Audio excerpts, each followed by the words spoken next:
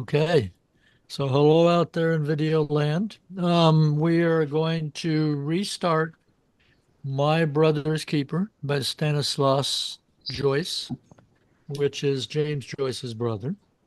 And this is kind of a little bit of a repeat of the video that was made last week, only we have more than twice the number of people.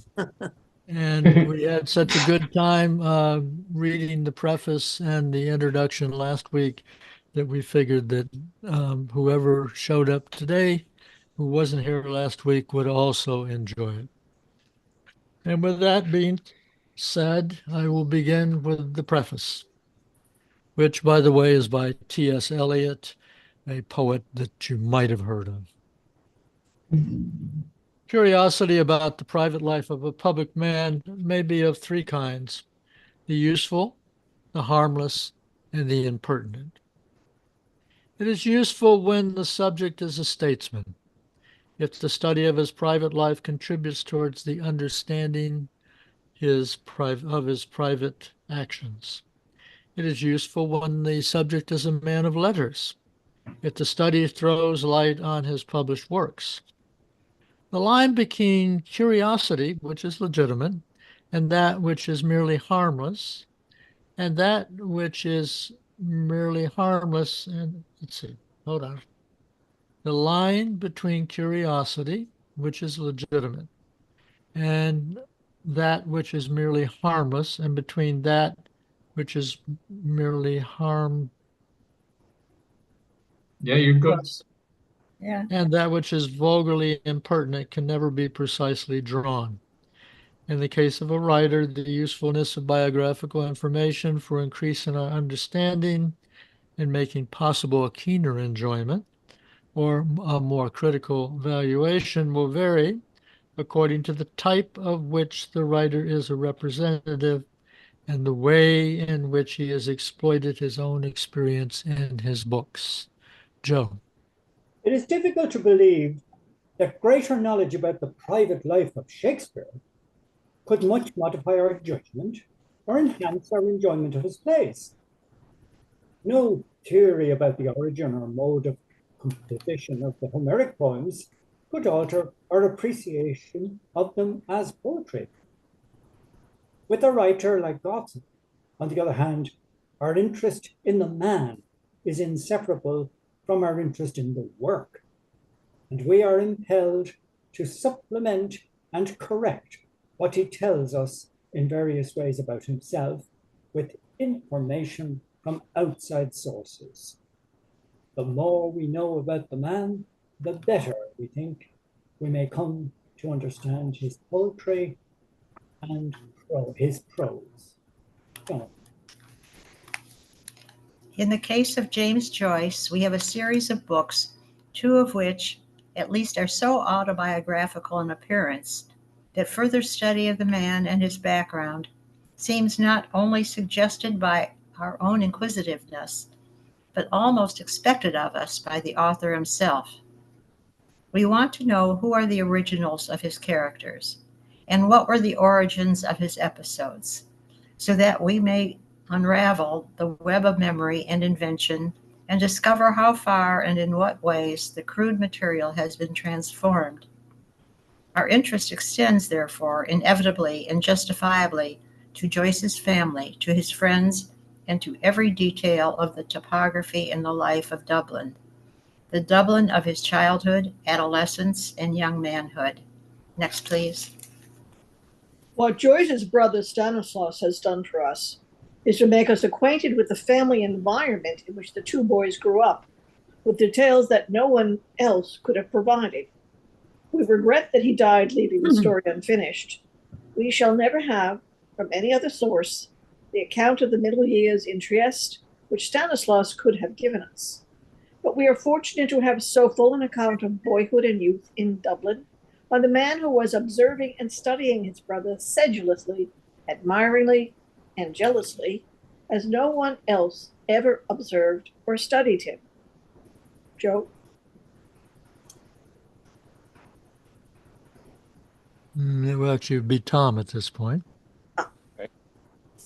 It would be a mistake, however, to classify this book as merely a unique piece of documentation on the early life of one of the great writers of the century.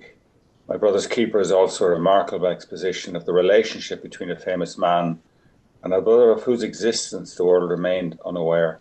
Stanislaus himself in this book becomes as interesting to us as James. The brothers are so much alike and yet so different. James Joyce was devoted to his father and to his father's memory. The attitude of Stanislaus was very different, as instanced by his report of the terrible scene at his mother's deathbed. For James, in political and religious matters, was indifferent or merely mocking. Stanislaus manifests a sometimes appalling violence. I've read the book twice and find myself fascinated and repelled by the personality of this positive, courageous, bitter man who was a prey to such mixed emotions of affection, admiration and antagonism, a struggle in the course of which, as Mr. Ellmann in his introduction points out, he saw his famous brother at certain moments with a startling lucidity of vision. I had thought that the book might be entitled Memories of a Son and Brother, with a difference. But another difference, My Brother's Keeper has a quality of candour, which reminds me of Gus's father and son. Possessed as he was by the subject of his memoir, Stanislaus Joyce, under the exasperation of his thorn in his flesh, became himself a writer and the author of this one book, which is worthy to occupy a permanent place on the bookshelf beside the works of his brother. Very good. Thank you very much. So I suggest that that we discuss this before moving on to the introduction. Mm-hmm. Mm-hmm. One of the items that came up last week, Duncan, in your conversation was, why was T.S. Eliot asked to write the preface? And we didn't seem to have an answer to that. I don't know if anybody else. He worked in Faber and Faber, Donna. Yeah. Okay. Yeah, he Faber and Faber print. yeah. Gotcha. So I assume that's why. That explains it. First Faber published, and Law they is were first published by Faber and Faber. yeah. Mm-hmm. And the episodes in Finnegan's Wake as well, and the Criterion magazine with T.S. Eliot, editor, Criterion, like the washerwomen episode and that sort of thing. Those episodes are released before the publication of Finnegan's Wake. So he's closely involved, aside from being good friends with Joyce. But not at the start, Joe. Joyce didn't rate him as a poet at the start when he met in Paris. But he got over that, I think, fairly quickly. They only met for the first time at that point. But they very quickly became good friends. And, T.S. Eliot rooted for Ulysses when there weren't many people rooting for it. And aside from that, he was, by the time, when is this coming out in 1955, he would have been one of the leading figures in literature in the UK, if not the leading figure.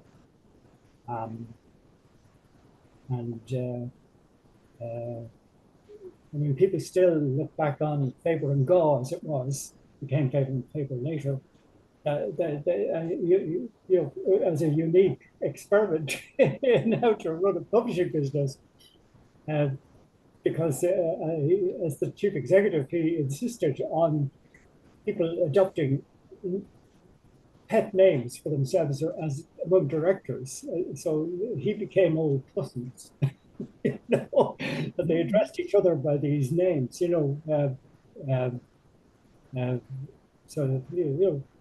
at the same time, he had assembled the greatest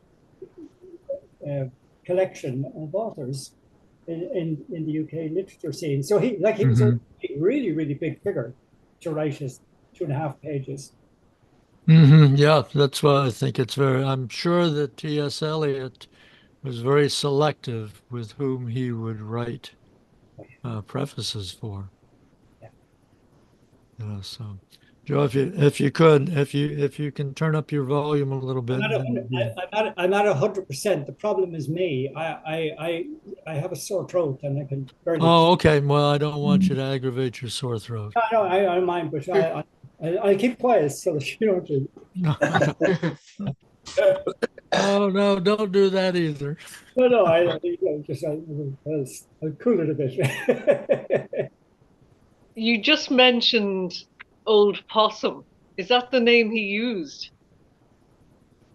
Yeah. Because there's a charity called Old Possum's Practical Trust.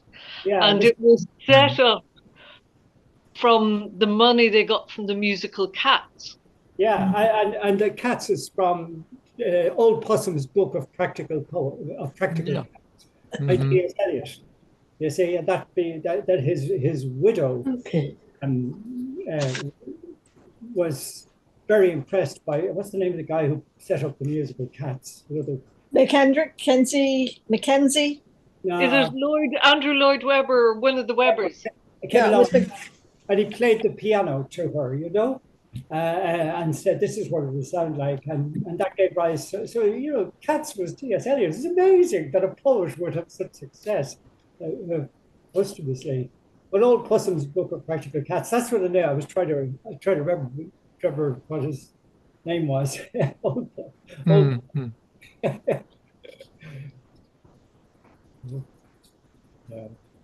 It's interesting that I was fascinated that we ended up reading, we were almost back in the library, weren't we? In the National Library. Does the private life of Shakespeare matter? Yes. Yes. So, here we go again.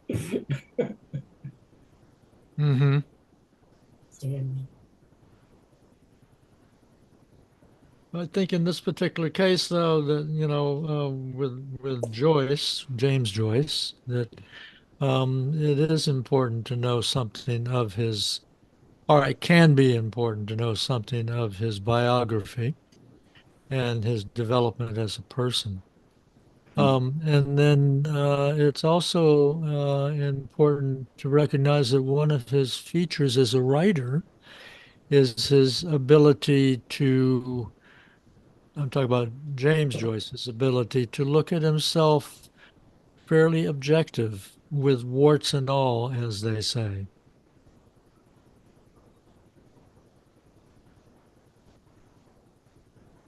So, one of the things that struck me is this idea of James Joyce was devoted to his father. I think,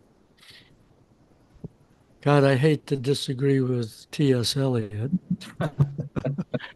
How pretentious can one get? Nevertheless, it seems like the better verb was James Joyce was obsessed with his father, not necessarily devoted to him, unless maybe we're talking at an early age, because he pretty much ignored his father in the final decades of his father's life.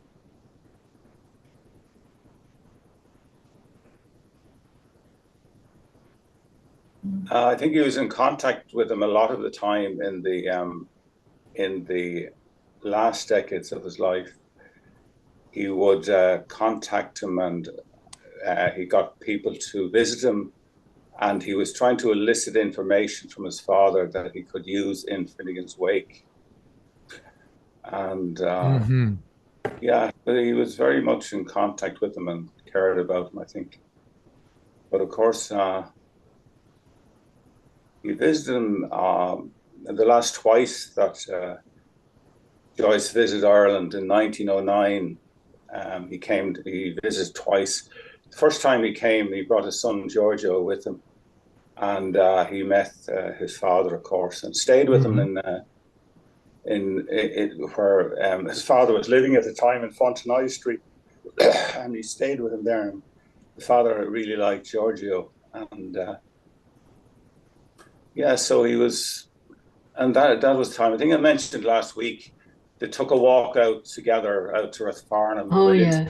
went into the Yellow House and sat down at the piano, and they kind of, and they took off. But it was a kind of getting together. But and then in 1912, he came back in 1909 to open the Volta Cinema.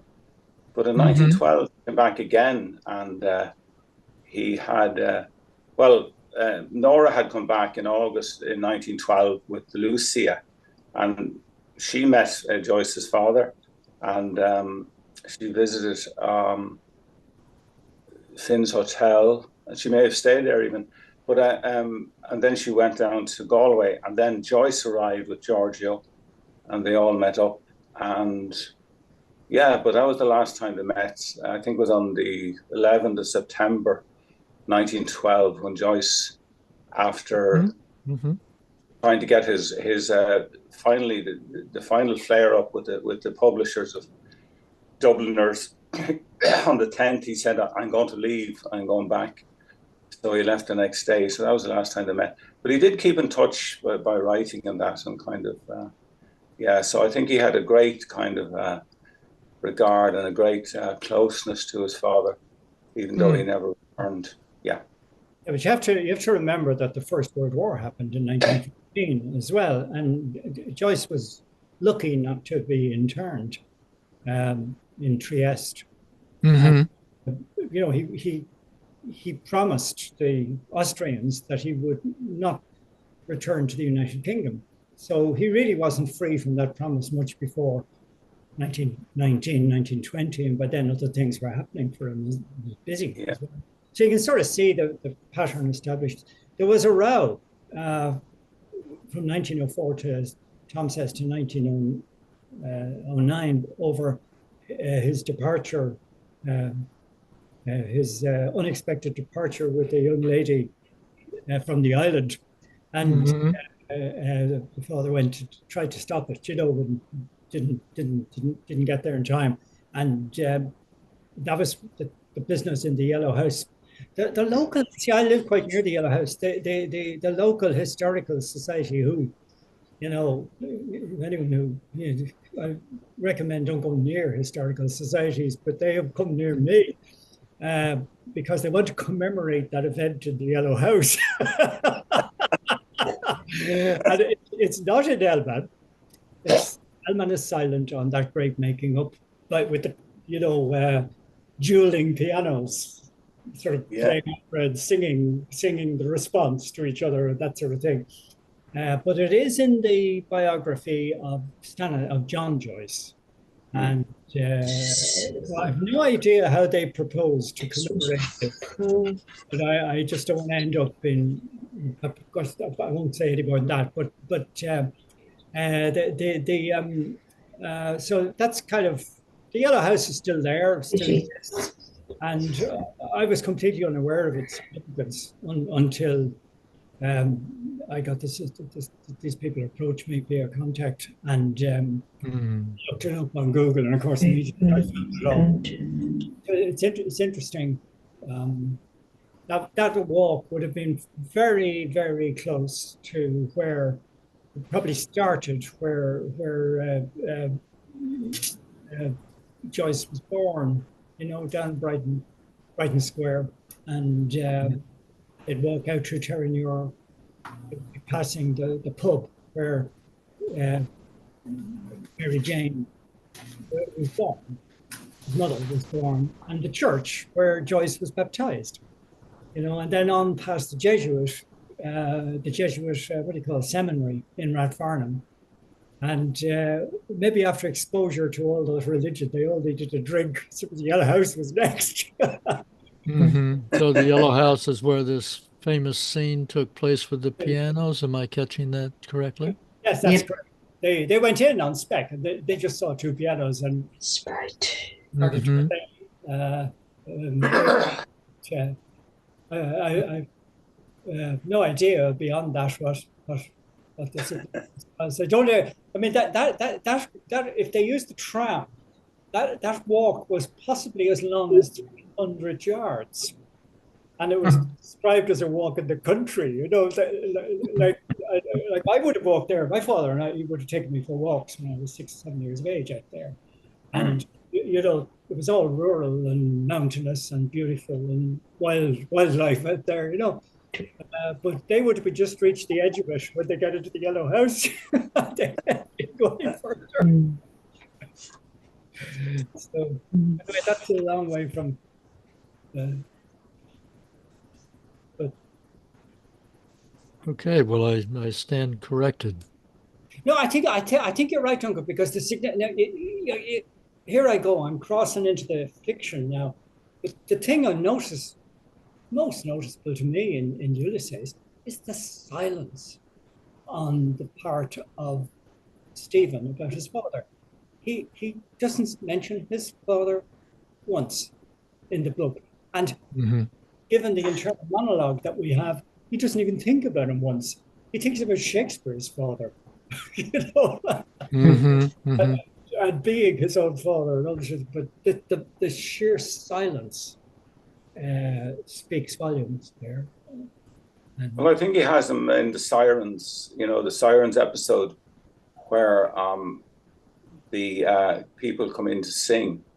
And in one of those, I think again, it was the last visit, he used to use, his father had got himself as a kind of messenger for Lidwell, the solicitor, who lived at 30 Ormond Square. Or Ormond Street, or Ormond Quay, and it was fairly near the Ormond House. And they used to go retire in there and drink and sing. And his father used to be with them there. And Joyce was using his father's desk that was in Liddell's office. Right. So I think he created a lot of the Siren episode out of that kind of get together.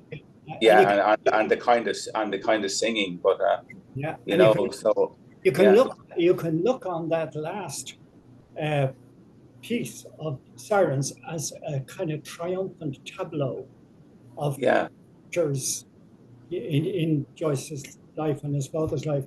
But at the same time, you couldn't really describe Simon Dedalus as a model father. You know, straighten your shoulders there. You know. And right. Yeah, that section with Dilly. A nun's teaching. So the girls at home sort of boil shirts and soup from the nuns and all, you know. So, but you know, again, if you look in Aeolus, when Simon or Stephen comes in and someone says your father was just here, your alpha has just left. He doesn't even answer. It's just, you know, Stephen doesn't say a word. He's given in the letter, you know, and he says, so your old fella's just gone round to the pub. Total silence from Stephen. So, which may well be typical adolescent behavior. I remember those silences when I was doing them, you know. Right. But also we have, you know, look aside using Ulysses as the example. You know, like in the Hades section when Bloom points out that, you know, that your heir has just passed by, and all that Simon Dedalus can say says Fidus Achates with him. You know, and then rails against Buck Mulligan for corrupting his son. He's got a burst of anger when he hears of it. When he hears of the son, that's when the anger from the river, whatever river it is, another, you know. So you could, and again, can you read all this into it? You know, are we making the mistake of sort of applying this to the life of the real people in that? Well, of course, that's always going to be somewhat ambiguous. But then, you know, I mean, once again, for all of Joyce's attention to detail, I do believe that one of his themes is trying to point out that life is ambiguous. Yes. And with multiple interpretations. And to simplify it, to make it less ambiguous is to destroy the literary value of the writing.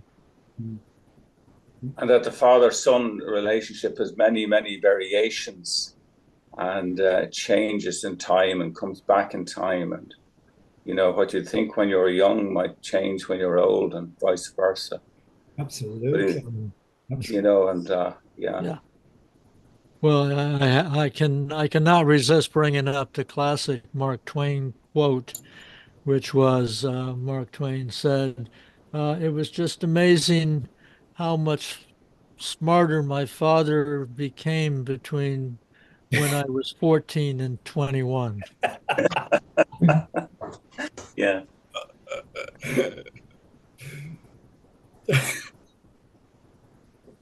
Yes.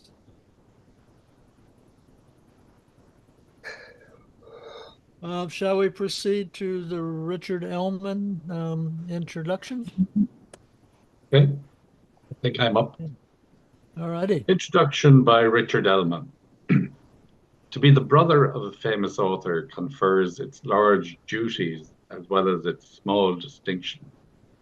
Professor Stanislaus Joyce, who died in Trieste on June 16, 1955, at the age of 70, bore his curious burden with nobility and discomfort. He was among the first to recognize James Joyce's genius, but he found his character both very difficult, unquote, and his later work a waste. In spite of these reservations, he lived a life that was largely shaped for him by his brothers. He guarded truculently from others the right to criticize James, and at the time of his death, he had written a substantial part of a memoir of their life together. The book's title, My Brother's Keeper, summed up his painful service and his sense of bondage, and something else as well. When he referred to it himself, he would give the title and then add, smiling wryly, you know, Cain. In part, he wished to disarm the criticism he expected of his candor. Mainly, he wished to put his case before an imagined tribunal and sardonically presented himself as Cain because the evidence would show he was not. Yet, he may also have felt his own role as helper to be a little ambiguous, confused even by a muted struggle for mastery over the creature who so mastered him. Like all his family, including his many sisters, Professor Joyce was capable of such great and sudden insights. It is not difficult to understand how genius cropped up in this house. Okay. Although, have you finished, Donna? Yeah. Yes, thank you. Marianne, yes. Okay. No problem. Although the title of My Brother's Keeper is only slightly applicable to the years described in this book, it has seemed too important to change. The memoir presents a picture of James Joyce's career and family life through his 22nd year, with occasional glimpses of what was to come. The period when Professor Joyce did in fact keep his brother began a little later. If he had lived to finish his book, he would have told how in Trieste from 1905 to 1915, he saved his brother from dubious friends, from dissipation and from the greater danger of inertia. He would have made this claim as imperatively as possible. He does so in uncollected essays, because James never admitted either that he had been saved or that he needed saving. Yet there seems to be no reason to deny that James spent the 10 years getting into scraps and that Stanislaus spent the 10 years getting him out of them. Katrina? Oh yeah, are you there? Yeah. Another claim Professor Joyce makes is even less contestable. Contrary to the fictional representation of the Joyce family life in A Portrait of the Artist as a Young Man, he demonstrates that his brother had an intelligent and sympathetic adherent in his own house. For if Stanislaus was later a keeper, he was always a disciple. Born December 17th, 1884, he was nearly 3 years his brother's junior. He trailed him worshipfully. As a boy, he dutifully played truant with him. A few years later, he began to serve as what James called in Ulysses, a little disparagingly, his whetstone.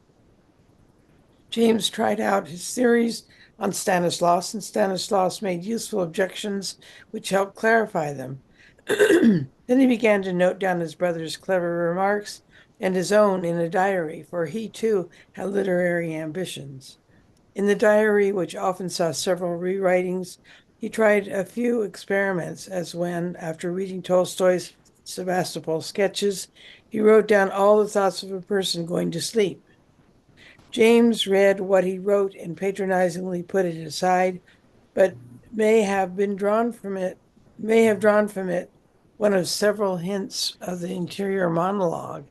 In later years, however, James preferred to attribute the discovery of the technique to the forgotten French writer Edward Dujardin rather than to a member of his family. Duncan. Originally, James intended to use Stanislaus prominently in his autobiographical novel. So in Stephen Hero, The Trial Run for a Portrait of an Artist as a Young Man, he depicts him as Stephen's brother Maurice and speaks with chafing affection of his somber gravity and his careful cleaning of his much-worn clothes. The two must have made a startling contrast as they walked through the streets of Drumcondra in Fairview, deep in talk and laughing, heads thrown back in the unrestrained way which both were unexpectedly capable. Stanislaus, heavy-set, of medium height, muscular. James, tall, thin, loose-jointed. In their manners, too, they were opposites. James, unpredictable. Stanislaus as downright as a character in Ben Jonson. Stanislaus followed James's intellectual lead in most things, but usually he went further. So James bade farewell coolly enough to the Catholic Church, but Stanislaus continued throughout his life to shake his fist at it.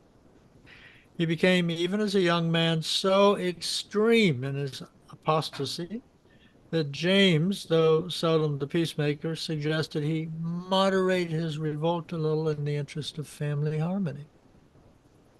Stanislaus recognized his indebtedness to James, but he also exhibited a sporadic independence of him that was by turns heroic and pathetic. In his diary for September 1903, when he was 17, he tried to analyze the problem. Joe. My life has been modeled on Jim's example. Yet, when I'm accused by my unprepossessing Uncle John or by Gogarty of imitating Jim, I can truthfully deny the charge.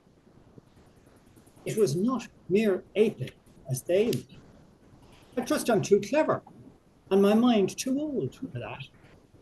It was more an appreciation in Jim of what I myself really admire and wish for most. But it is terrible to have a cleverer older brother. I get small credit for originality. I follow Jim in nearly all matters of opinion, but not all. Jim, I think, has even taken a few opinions from me.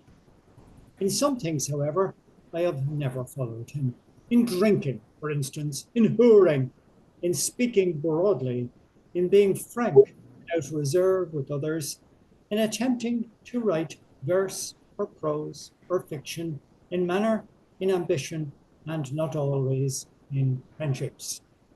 I perceive that he regards me as quite commonplace and uninteresting. He makes no attempt at disguise. And though I follow him fully in this matter of opinion, I cannot be expected to like it. It is a matter beyond the power of either of us to help. Joan? This self-portrait is unduly harsh. A little later, he notes that his brother has praised his criticism as brilliant, yet even praise fills him with doubt. The diary contains also a portrait of his brother, written at the same time, and while its tone is a little censorious, Stanislaus is obviously under James's spell. Jim is a genius of character. When I say genius, I say just the least little bit in the world more than I believe. Yet remembering his youth, in that I sleep with him, I say it.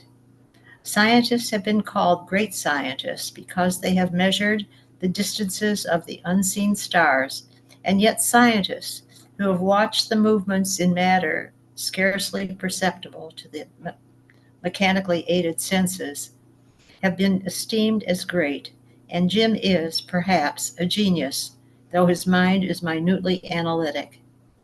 He has, above all, a proud, willful, vicious selfishness, out of which, by times now, he writes a poem or an epiphany, now commits the meanness of whim and appetite, which was at first Protestant egoism, and had perhaps some desperateness in it, but which is now well rooted or developed in his nature, a very Yggdrasil.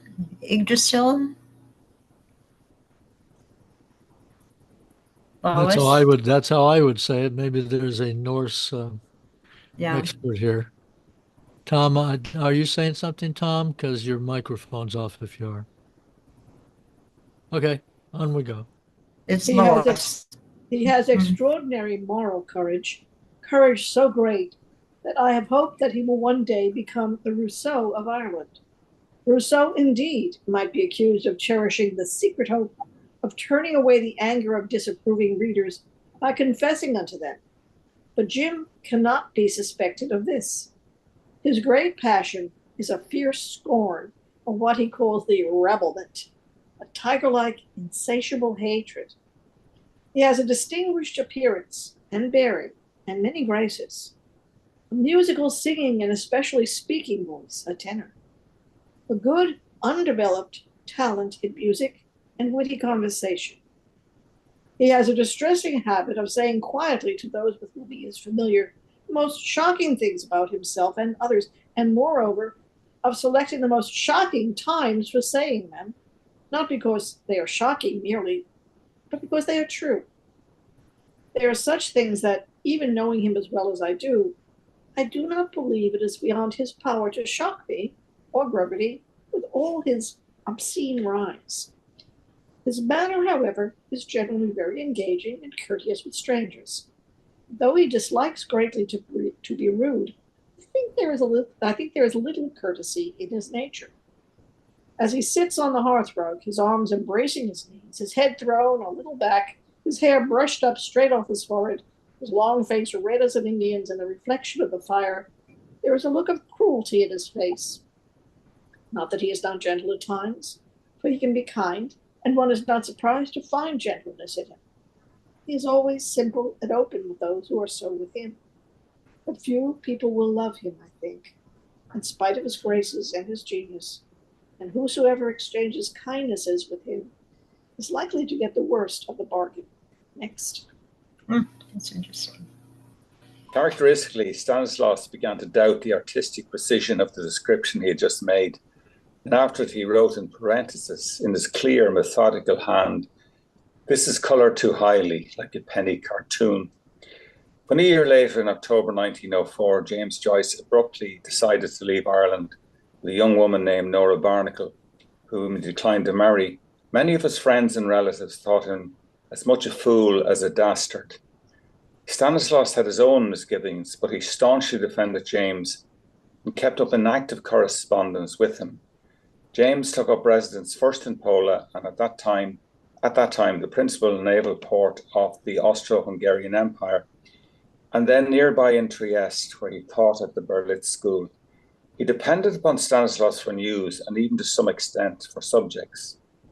With the avidity of an Oscar Wilde plotting his fictional character, as one might of course, he demanded every scrap of information about the response of Dubliners he knew to his rather histrionic departure. He frequently borrowed initial hints for his stories from Stanislaus. For the Dead, Stanislaus' description of an Irish tenor's way of singing a sepulchral chorus in the Song of Tom Moore. For A Painful Case, Stanislaus' account of meeting with a married woman at a concert. Inspired cribbing was always part of James's talent. His gift was for transforming the material, not for originating it, and Stanislaus was the first of a series of people on whom he leaned for ideas.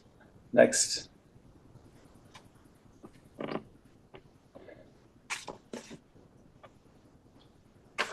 Donna?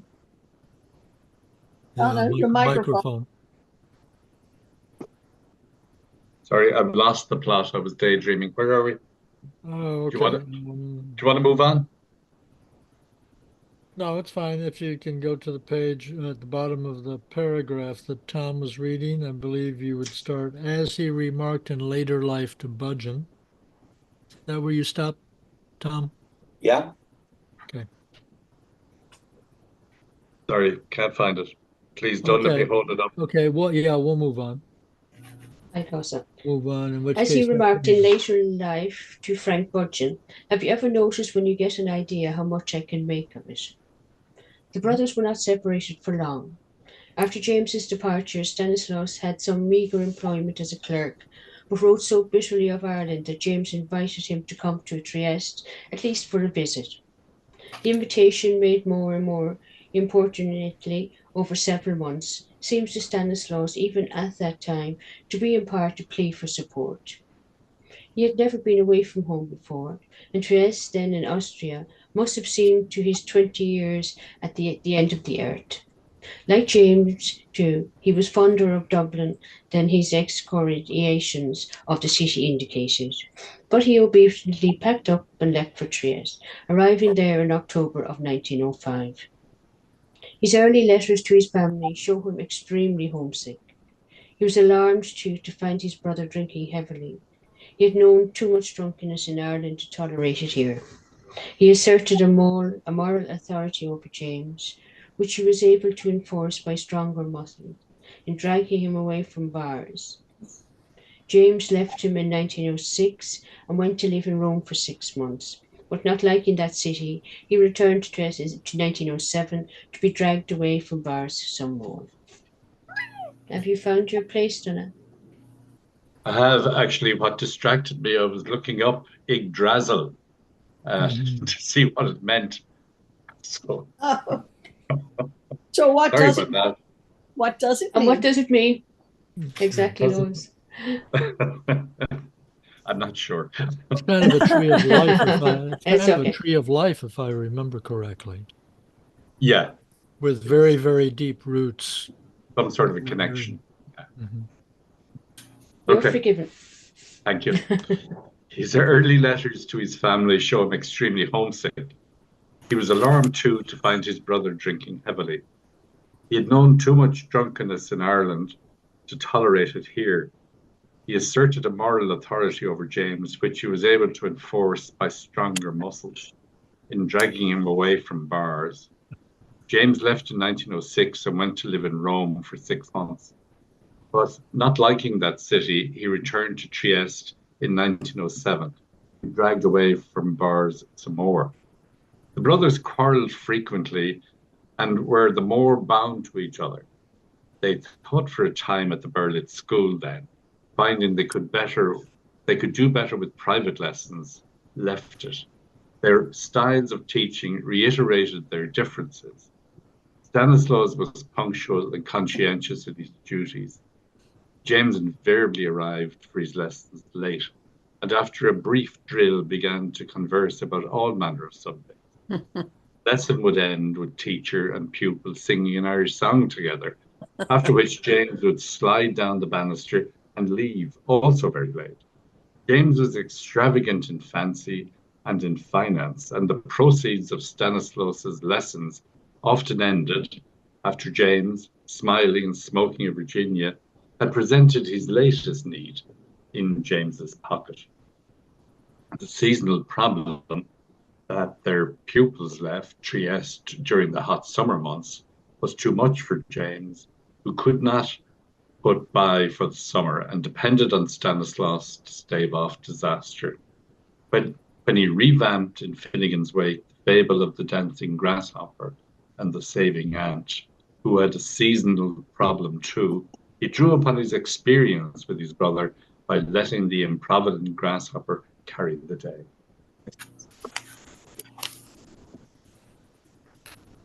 Trina. Shall I go? Okay. Yes. Stanislaus kept his brother in humor as well as in funds. He encouraged him when publishers sent rejection slips, as they did almost steadily from 1905 until 1914. It was he also who put the poems of chamber music into a sequence and thought of that title for them. In 1907, just before they were to be published, James suddenly decided that their sentiment was false and went to cable the publisher, Elkin Matthews, not to bring them out. Stanislaus walked up and down in front of the Trieste post office arguing with him. He finally persuaded James to allow the book to appear because it would help him publish other books. The contrast of opinion was typical. Stanislaus' judgment was sound in practical terms, but James was right in that chamber music looks pale beside his other works. It was Stanislaus who suggested the title Stephen Hero for the early version of the portrait. He based it on the ballad Turpin Hero that his brother loved to sing. He also advised him when he began to rewrite it to turn the book into Irish Faust, and this suggestion may account for some of the ruthlessness with which Joyce endows his hero in the later version. Duncan. Until the First World War, Stanislaus continued to play Sancho Panza, as Italo Savo and other Triestine friends inevitably remarked, to James's Don Quixote. But his pleasure in the part waned. His sense of an absurdity in his thraldom had grown, and his disaffection he had accidentally helped. In his disaffection, he was accidentally helped by the war, which divided him from his brother. In Trieste, the Austrian authorities did not trouble British subjects at first, and according to one story, which James retailed, Stanislaus, in his doctrinary way, trusted too much to their indifference. He drove around the city with an irredentist friend and was arrested and then interned in an Austrian castle. James, as usual, made out better. Through the intervention of powerful friends, he was allowed to depart with his family for Switzerland and spent the war years in comparative comfort in Zurich. There he wrote the greater part of Ulysses. He also returned to drinking, but this did not have the disastrous consequences foretold by Stanislaus.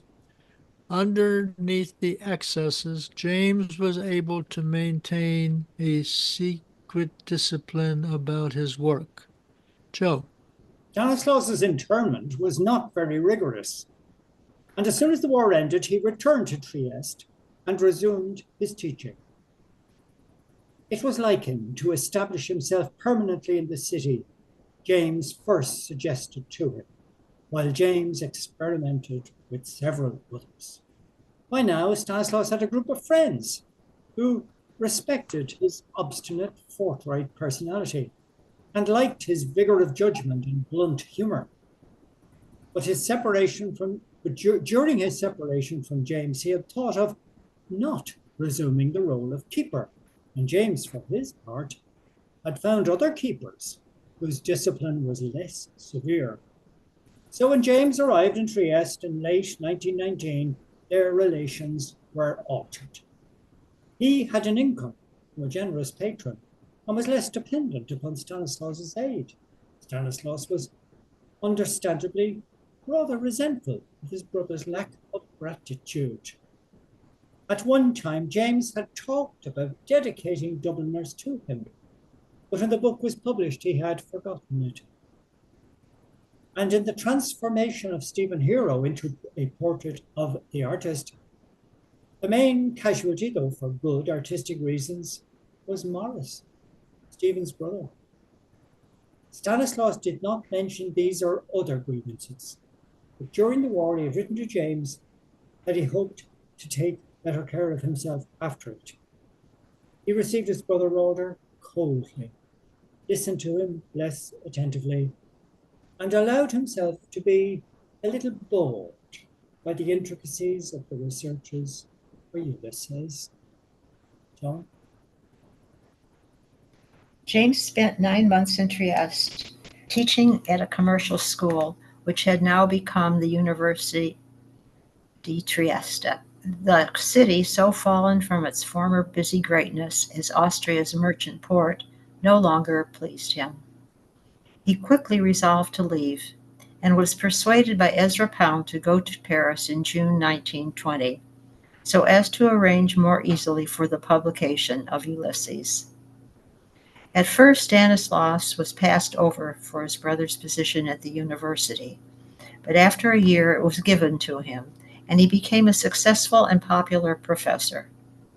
In 1927, he married his student Nellie Lichtensteiger, an attractive young woman from a comfortably situated Triestine family of Swiss descent.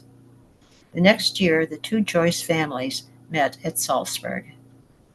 Lois? Professor Joyce's stubborn spirit never permitted him to conceal his opposition to Mussolini's regime, and in 1936 he was expelled from Italy. This punishment was later commuted to dismissal from his professorship. James, who had been accustomed to receiving rather than doing favors for Stanislaus, helped him on this occasion. He met him in Zurich and arranged for him to obtain a teaching post at a boys' school near Zug. But Stanislaus decided that its rigid schedule was not for him, and managed, through the intercession of a friend in Rome, to be restored to his position in Trieste. The brothers met only 3 times after 1920. These last encounters were rather shocking to Stanislaus. When he began to discuss fascism, his brother said impatiently, "Don't talk to me about politics. I am only interested in style." James, then working on Finnegan's Wake, seemed to Professor Joyce to be consciously arrivé and rather inaccessible, surrounded by admirers and drinking more than ever. Stanislaus had not approved wholeheartedly of either of the books his brother wrote away from his side. Ulysses appeared to him at first to be willfully derogatory of human life, lacking in those moments of serenity which he remembered as part of his life in Dublin. Next. In after years, however, he saw more humanity in it than before and gave most of it his praise. Finnegan's Wake, however, struck him as the sorry effect of the adulation lavished on James in Paris. His brother seemed to him so sure of approval for whatever he did that he had lost interest in communication. He could hardly have sympathized either with the treatment of the theme of 2 brothers in that book. Shem resembles James is a penman, while his brother Sean, modelled to some extent upon Stanislaus, whose first name, which he never used, was John, is a postman. Shem is a madcap, and Sean a goody-goody boy. Shem is profligate, and Sean a tartuffe. Shem is a tree, and Sean a stone. Joyce, of course, had more in mind than his own fraternal relations, but these played their part too. Back in Trieste, Stanislaus repeatedly wrote urging James to abandon Finnegan's Wake and to write something of a greater value. When the book was published in 1939, James offered Stanislaus a copy, but Stanislaus refused it, deliberately repudiating for the first time one of his brother's books. They continued to correspond, nevertheless, and it was fitting that James' last note to anyone, written 5 days before his death in Zurich in 1941, should have been to Stanislaus. It was a letter card giving him the names of Italian and other friends who might be able to help him, for Professor Joyce had been put into semi-internment at Florence as an enemy alien. The subsequent news of his brother's death made Stanislaus physically ill. He regretted painfully not having accepted the last proffered gift. Next. Their estrangement was dissolved by James' death, and Professor Joyce made himself the keeper of his brother's reputation, repeatedly emerging from silence to denounce some distortion of his brother's youth by other writers of memoirs. Stanislaus' only child, born 2 years after his brother's death, received his brother's name. During the war, he became absorbed in setting down in a book his recollections of James. He conceived his brother's life in botanical terms as the story of a flower's burgeoning and then of its blasting, the blasting to occur after James's final departure from Trieste. He wrote on the basis of a good memory and of the diary which he kept faithfully throughout his life. The finished section, somewhat over half the book he intended to write, is remarkably frank and searching. But what gives his record its special force is that complex mixture of frustration, affectation, resentment, and regret which Stanislaus had for the days when he was closest to his brother. The exile of Stanislaus from Ireland was much stricter than James's. For 49 years, he did not re-enter an English-speaking country while his brother made a series of trips to Ireland and England. But during the summer of 1954, Professor Joyce decided to travel to England and perhaps even to Ireland. Not having money to waste, he arranged to go to London as guide for a group of Triestine students. They traveled as cheaply as possible and sat up on trains and boats for a day and a half. His health had seemed excellent, but the strain affected his heart.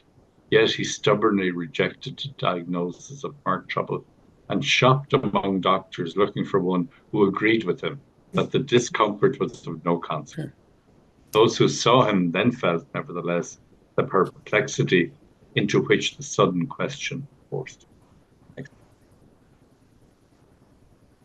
Professor Joyce was invited to Dublin but decided not to go, feeling that if he went he would have to tell his fellow countrymen that their only reason for respecting his brother now was his acclaim abroad, to which they could not entirely shut their ears.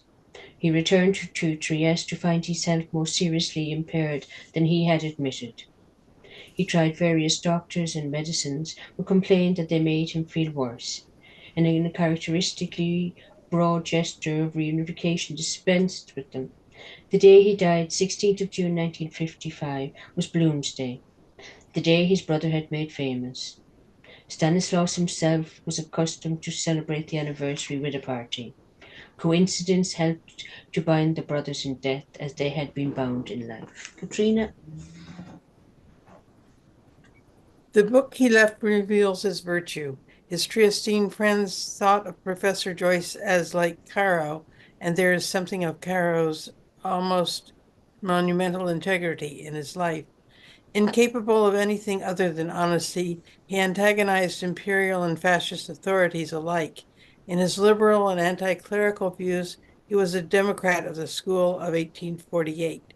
He struggled for a more personal freedom, too, attempting to find himself a character distinct from his brothers. In the end, we may well feel that the most surprising aspect of this much humiliated spirit is his sturdy pride. Very good. All right. I'm glad we read this again. Mm. Yeah. You too. My book has pictures of Stanislaus. Does anybody else have it? Should I show them? Yeah. Yep. 1905 and 1955. Yep. Yes, mine's the same. Mhm.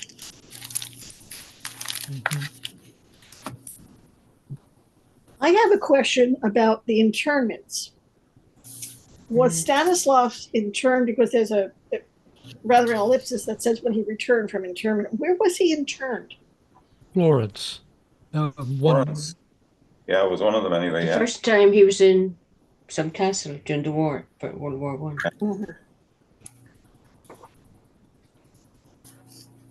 Yeah, he had an ability to rub up against authorities.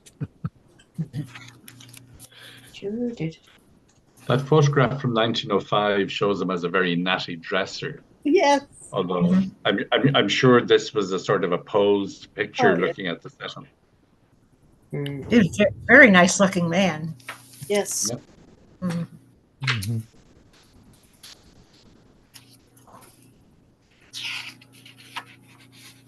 Well, in that novel called Nora, which supposedly is well researched, although I had doubts at some points. The implication was that many times in Trieste that Stanislaus came to the aid of the family because of his affection for Nora. Oh, yes, I remember that. Yeah. There were two books called Nora. Is it the more recent one you're referring to, Duncan? Yeah, I'm knew- referring. We referring to read the that, novel. Nuno O'Connor. Yeah, Nuno O'Connor, yeah. yeah. It's a We read that last year. Okay. you know, Yeah, I think that's also mentioned in the Brenda Maddox book. Is it? okay. Yes, Mm-hmm. that's the one I've read, Oh. yeah. Mm-hmm. I haven't read that one yet. Put it on the list. Yes, that's a few years old now. Oh, it is, yeah, I know. My list is like, phew. I could carpet the whole road. Your list is like Duncan's library. Yeah. Hopefully I'll get around to it. What's the saying? So many books to so little time. Mm. Exactly. No. Well, my books, even my unread books, come and visit me in my dreams. No. No. Yeah. But do you have a voice reading them to you? That's the question. No. Well, actually, I usually fall asleep at night listening to an audiobook. I'm very fond of audiobooks. So Okay. in that sense, yes. So I like the contrast between the brothers. Both brothers have a shocking sense of honesty, but they use them to different effect. Mhm. So to do it again, so it has here, this is speaking of James, he has a distressing habit of saying quietly to those with whom he's familiar the most shocking things about himself and others, and moreover of selecting the most shocking times for saying them. And then down below, where's the part?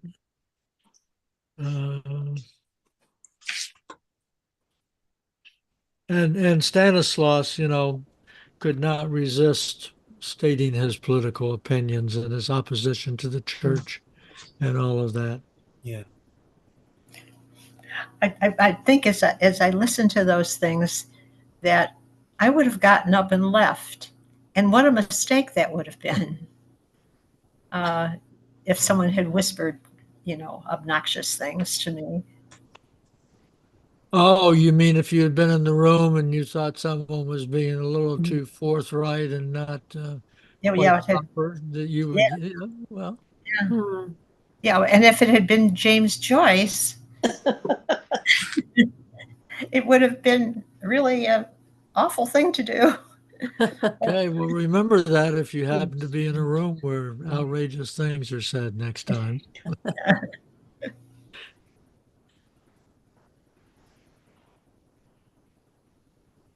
I like the contrast between the brothers. It is very Sean and Shem like. Yeah. The saving ant and the improvident grasshopper. You know, an improvident grasshopper wins out. Yeah. Well, only because in this particular case, the ant respected the grasshopper for his talent. Yeah. I mean, I'm sure this was the same thing with Harriet Weaver Shaw, who gave enormous amounts of money to James Joyce, and she was a proper lady. So she must have heard many, many outrageous things about James Joyce, but nevertheless, she continued to send him money. Yeah.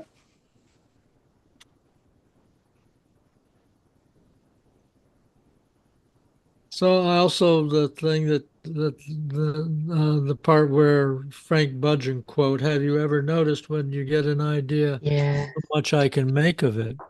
Yeah. Which is Shakespeare. Mm. That's what Shakespeare did. Yeah.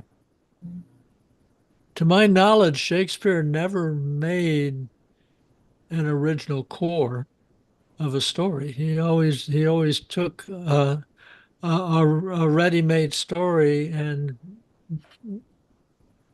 used it for his own purposes. Yeah. Well, But don't all writers do that?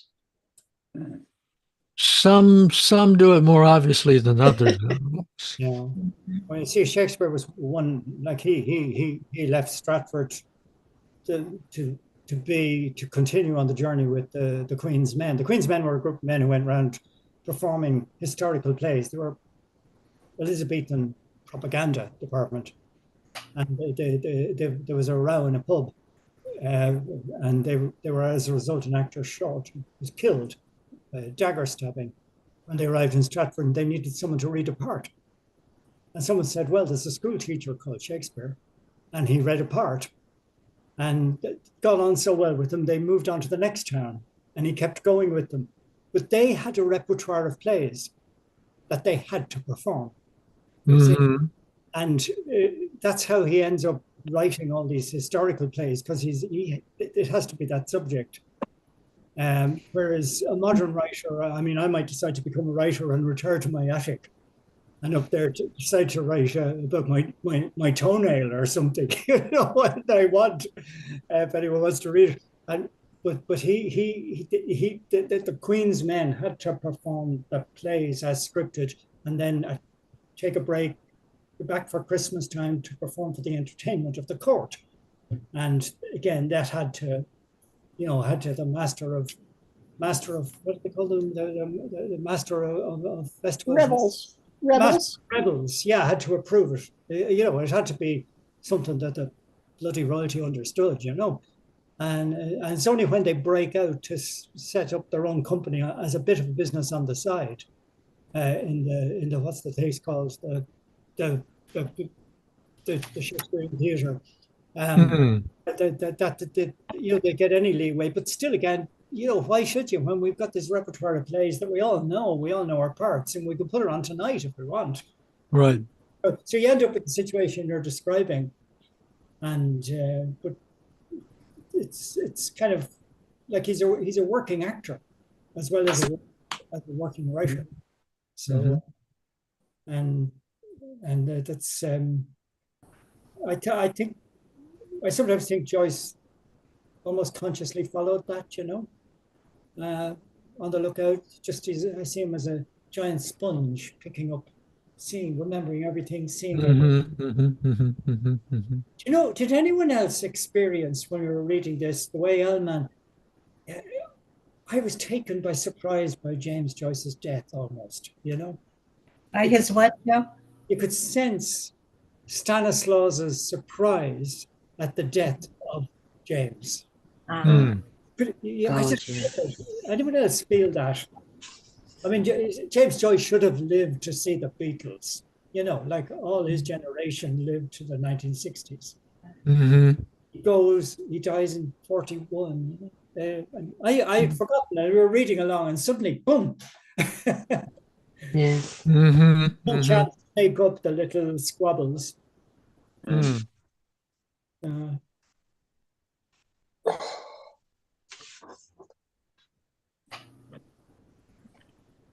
I like this on is it page 16 of the introduction, XV1I. The brothers quarreled frequently and were the more bound to each other. Yeah. Yeah. Oh, yeah. I assume that was because they were both teaching in the Berlitz school.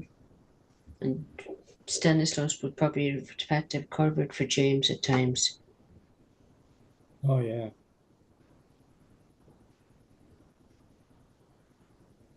Well, that, and, I mean, people who like to quarrel, it becomes addicting, And you have to have some respect for the person you're quarreling with. Thanks. You're going to turn everything off, no?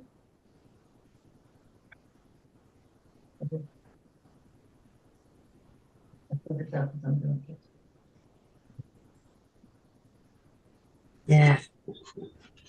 And the fact that they didn't meet ever again since 1920, that was a kind of, and I mean, they were both kind of moving around there in Europe and that, it's amazing, yeah.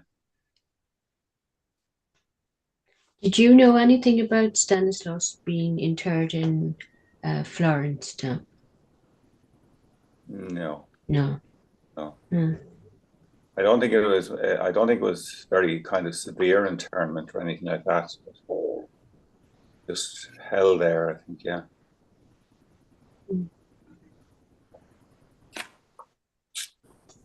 There must be some diaries of Stanislaus somewhere. Since they said Yeah, that that would he be was a interesting. diary writer, so he probably was continuing to write even during internment. Does internment mean he is separate from the rest of society? That he is in a place alone? Or is he in, you mentioned the castle. What does he do? Can he write while he's been interned? I don't understand the concept of internment. Well, you're taken out of society. So, like it happened in America during the Second World War to people of Japanese origin. Yes, and that was a complete removal from American society. Yeah, right. Well, right. if you see, if you're living in Austria's war with Great Britain, and Great Britain, you're a citizen of Great Britain. They could say you're an enemy alien, and so you're basically under house arrest in something like a hotel with other British people.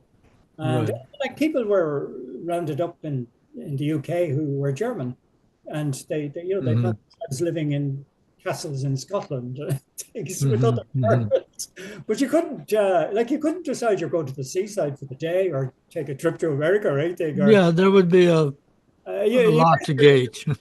Yeah, you weren't wearing prison uniforms, so you were wearing your own clothes, but your movements were very restricted.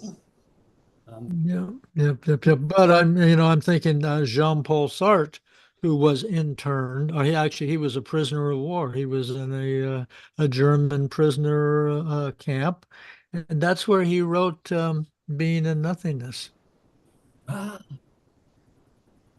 No Exit would have been more appropriate. During the Second World War, aircraft came down over Ireland.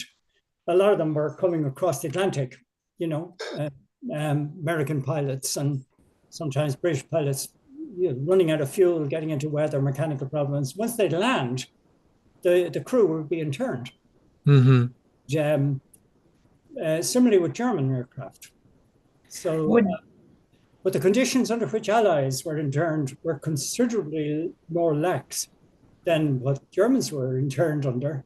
And for instance, they very quickly discovered that they were allowed to move around the island of Ireland because, at the time we laid claim to the whole of the island of Ireland. So they visited the part of Ireland, the island of Ireland, where the British were in charge. They just rejoined the Air Force. So their internees just disappeared if they were from the Allied side. And would Siberia, Russians who were sent to Siberia, would that be considered an internment or No, that's an exile. That's exile. That's an exile. First of all, Siberia is a tremendously long way away, over really harsh territory, and there's only like one train. They're treated in and out.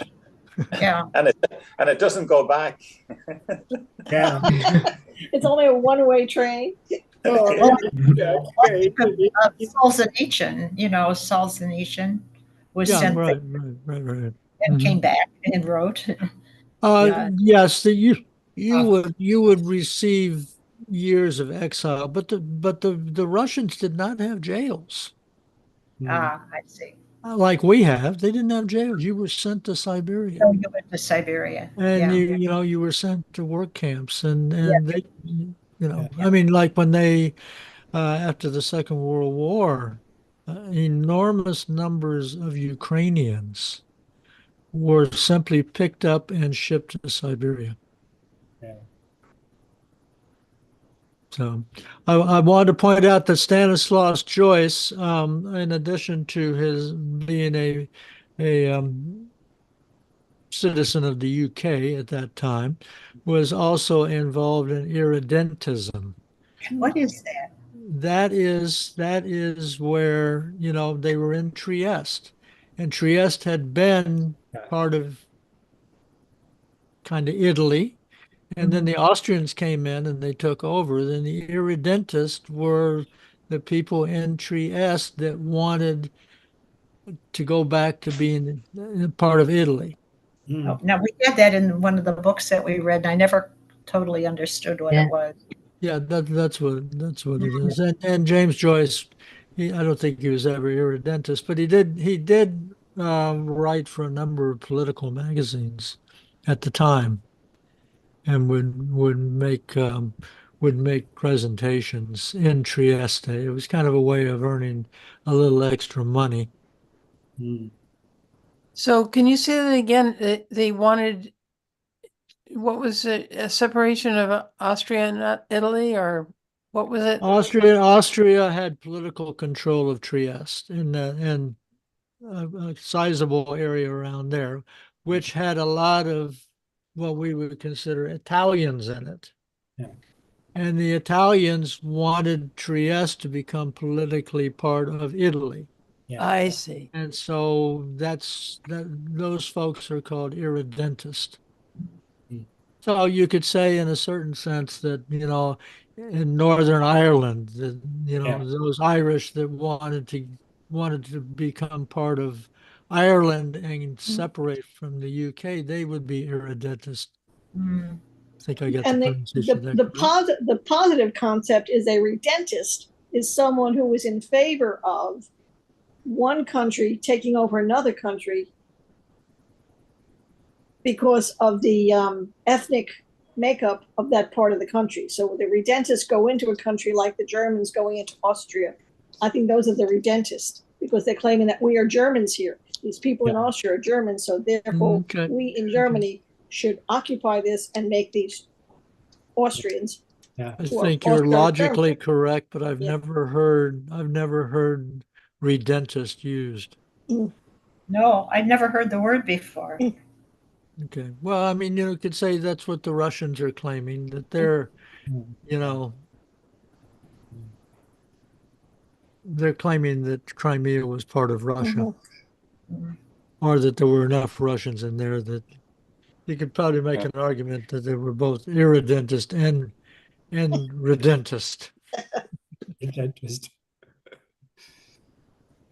Though they say that Joyce wasn't political, he alludes to the resurrection of Hungary by Arthur Griffith, which was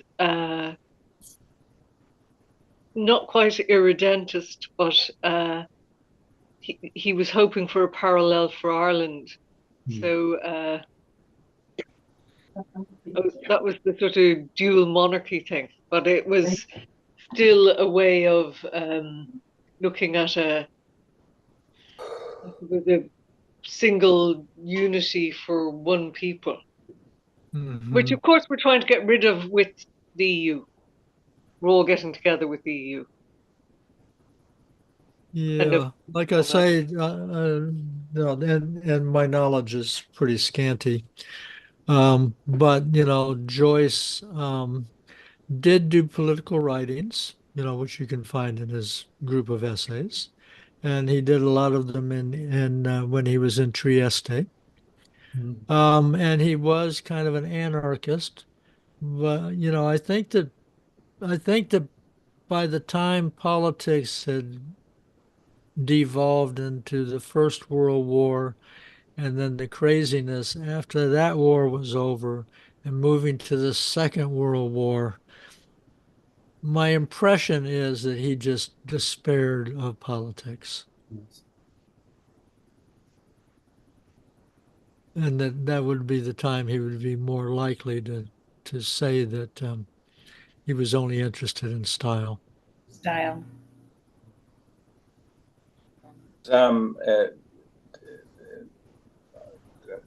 On there mentioned Frank Budgeon, but Frank Budgeon has in his book where he remarks on a conversation with Joyce, and Joyce asked him, who won the First World War, Budgeon, you know?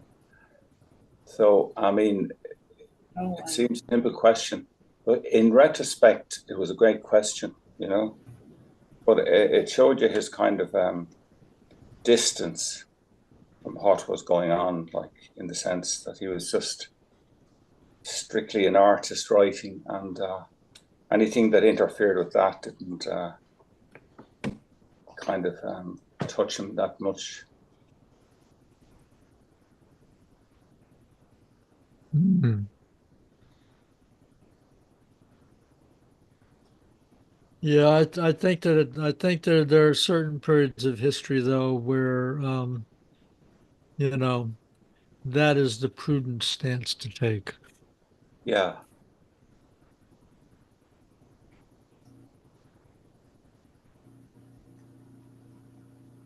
As opposed to Stanislaus, who always, obviously Stanislaus had greater belief in political solutions.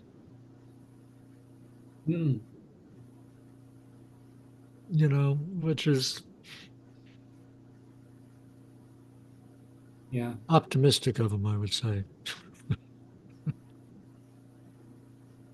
It's fascinating to think of two little boys. At what age did they take an interest in reading and decide to keep notebooks?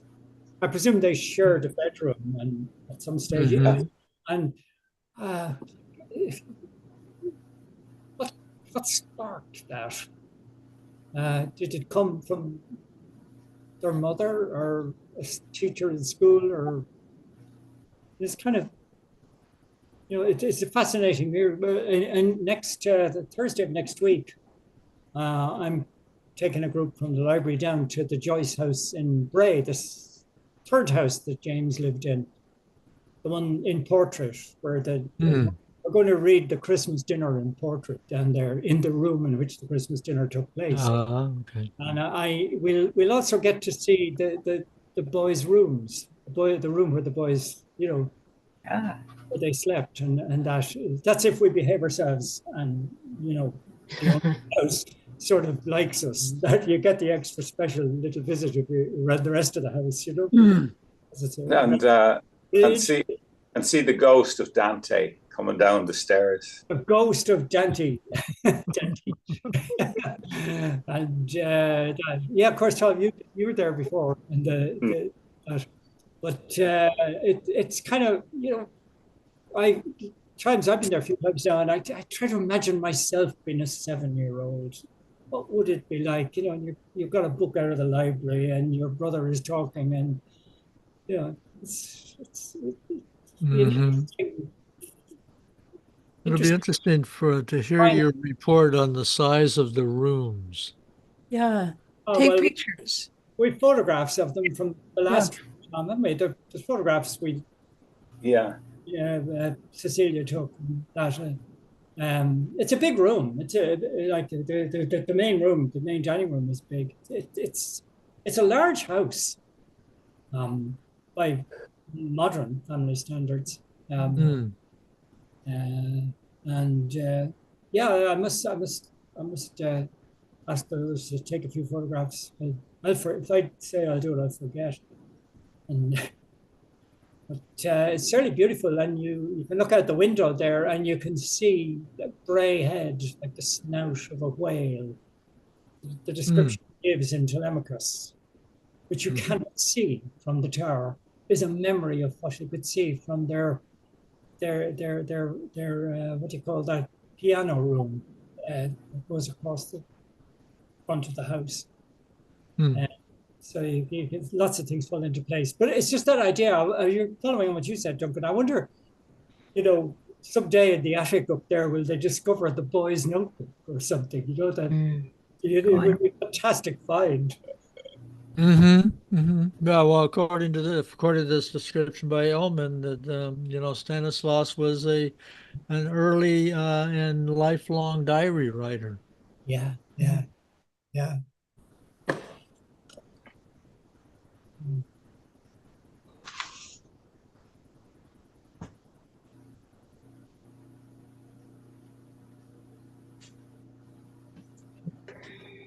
Okay, so here's the actual thing about the internment in Florence. It's described as semi-internment. Which, how can you be semi-interned? I think it means the door was open. Daylight. Be home by dark. Yeah. You can go out walking around the daytime. You might even be able to work, but you got to be home before dark. Yeah. You probably have. I mean, if you're gonna be interred, though, I mean, Florence would be a great place to be interred. Yeah, Fantastic. Yeah. absolutely. You to get bring your passport every 3 days to the police station, every week.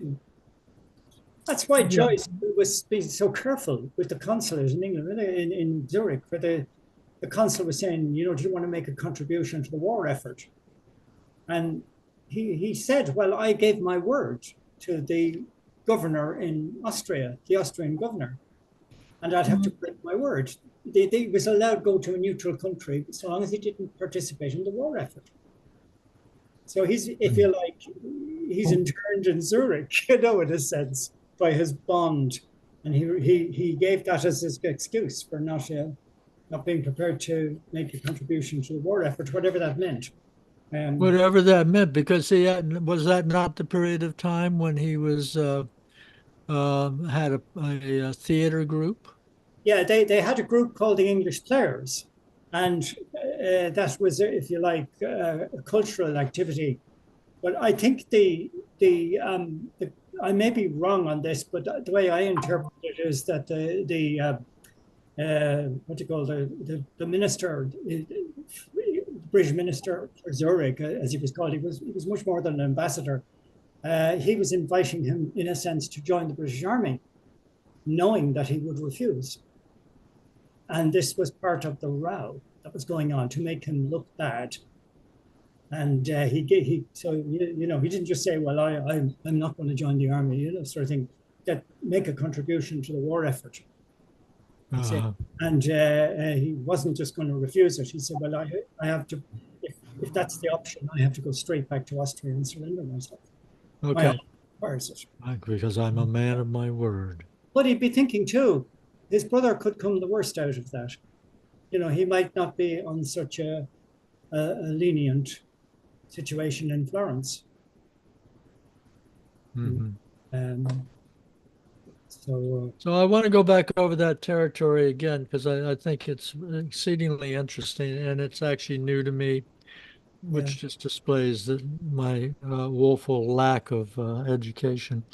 So Shakespeare's in Stratford.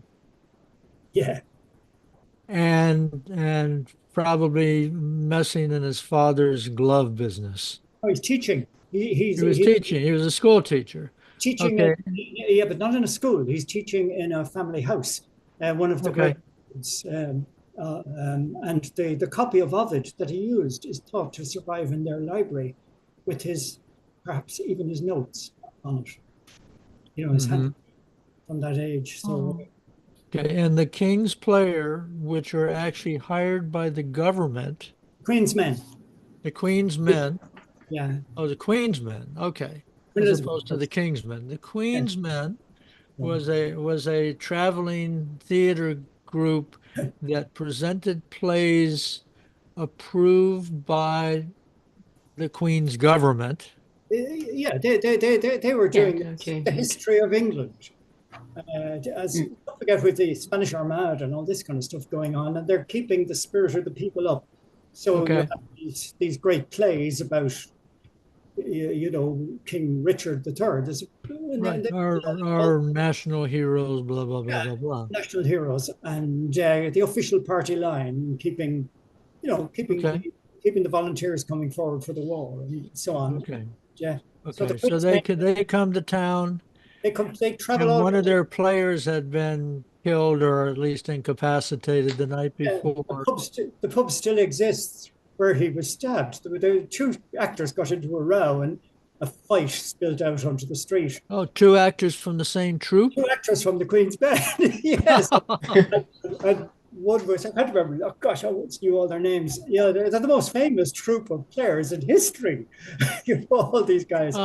And but I know the wife was Joan, was the widowed wife of the young man who was killed. And so after that, they needed. Did you ever get called up at a play to read a part suddenly? That if you go to small theaters, that can happen. We're short. Read a part. Something like that was happening, and they had the advantage he could read and write, and. So this is the story. Well, the mythology is that they came out from the stage and said, could someone read a part? And Shakespeare stepped up out of the crowd and volunteered. But that couldn't be. The Queen's men would have, their manager would have been there the day before to suss it all out and find the right guy. And but they had seasons. In the summer they went around, I believe, and they come back then. Back to entertain the Queen and the Queen's court and so on with plays, and that's where you get comedies. They want to hear about Richard III and Richard II and all this sort of stuff. That's for Stratford, but they want a good bit of slap and tickle and comedy, that sort of thing. But anyway, the mythology is that then Shakespeare stood up and then he acted with them. I'll do it, And he left town with them. But it couldn't happen like that, it's very romantic. It's a good story. Yeah, but it's that's you can do the tour. You can go into the pub with a guy who's in the fight. But a small town boy, has to get out of town somehow. Yeah. And that's great. And he's but the story runs a bit deeper than that as to why he was teaching where he was teaching and so on. Warwickshire is one of the great holdout places of Catholicism, you see. So it runs a bit deeper, and these sort of stories about what do you call robbing the game? What do you call the men who hunt deer when they're not supposed to? Poachers, but he may be on the for poaching. So do you have a recommended quote biography of Shakespeare? I have I see the shelf behind me there. I've got two more of them for Shakespeare. Oh, okay. So I probably have a recommended biography in there of some sort. Okay. Well, sometime if you can, provide me with one or two titles, I'd be more than interested. Yeah, I'll do that. We're having a great time reading Shakespeare. Yeah, you're reading Hamlet. It's good. Okay, let's see where we are. Okay. Time is moving on here. Over.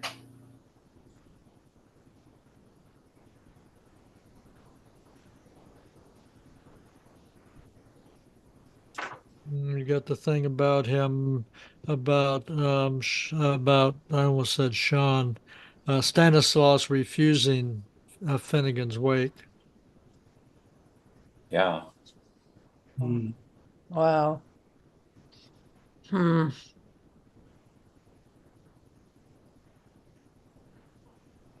And I like this comment. Underneath the excesses, James was able to maintain a secret discipline about his work. Mm.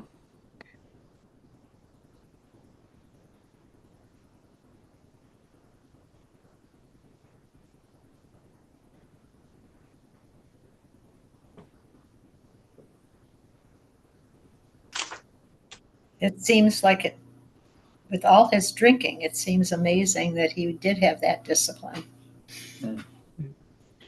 Absolutely. for writing. They say that Raymond Chandler, when he was in Hollywood writing scripts, had to get drunk in order to write. In order to write.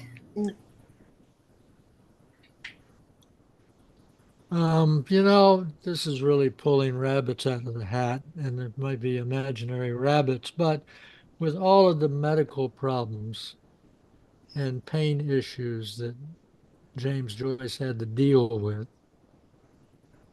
I can at least imagine that the alcohol was part of how he dealt with his pain, which allowed him, which actually helped in his writing. That's imagination on my part, by the way. Not to be taken as gospel or truth in any way, but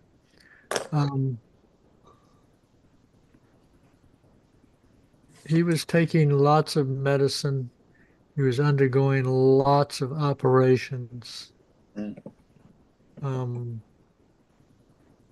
And yet somehow, so the story goes, he was able to be writing late at night, laughing to himself while he's writing. And also, yeah, and his sight was so bad, and then he had to correct loads and loads of errors as they came back from the typists and from the printers. And he just persisted, like, yeah. Mm-hmm.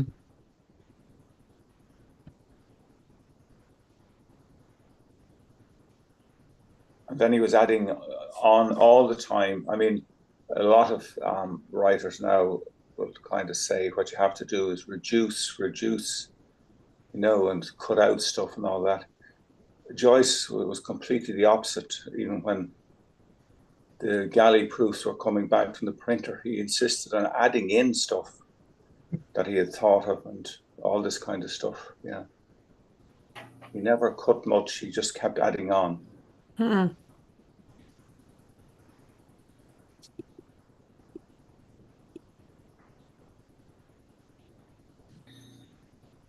I always insisted, and particularly in his last book, In Finnegan's Wake, that he wanted to make it a challenging book where anybody who was going to read it would actually have to be puzzling out the language and how language works. In my looking at things as I get older, which is happening really fast, I'm realizing that our language is our reality. Well, that Wittgenstein said that the limits of my language is the limits of my world. Yeah, so it's true in a sense. Yeah.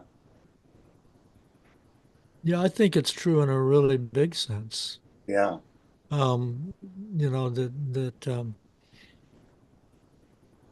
Well, I think theoretically a person could go into deep meditations and embrace reality directly. I mean, almost all of us, our reality is made up of the words and the grammatical structures that we know and that the people around us know.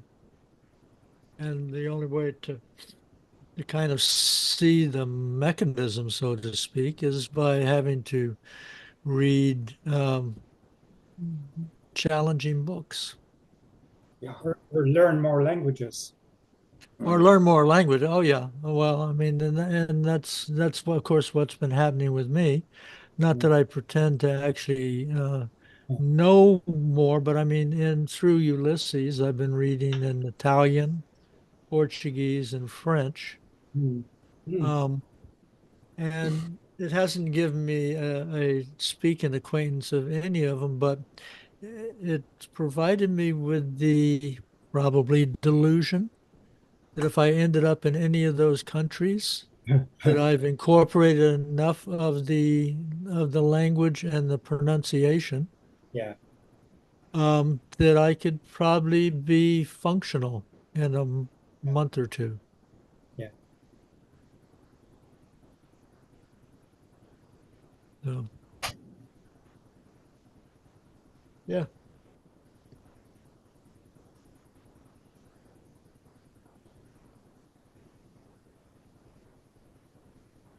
All right. Well, we will actually get to what Stanislaus has to say next. Mm-hmm. Any final questions, comments, whatever, before we wrap up today?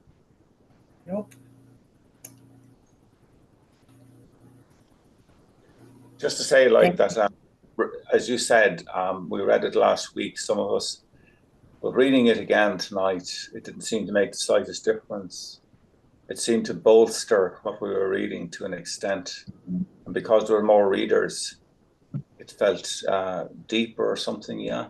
So it was a good idea. Mm-hmm. Absolutely. Yeah,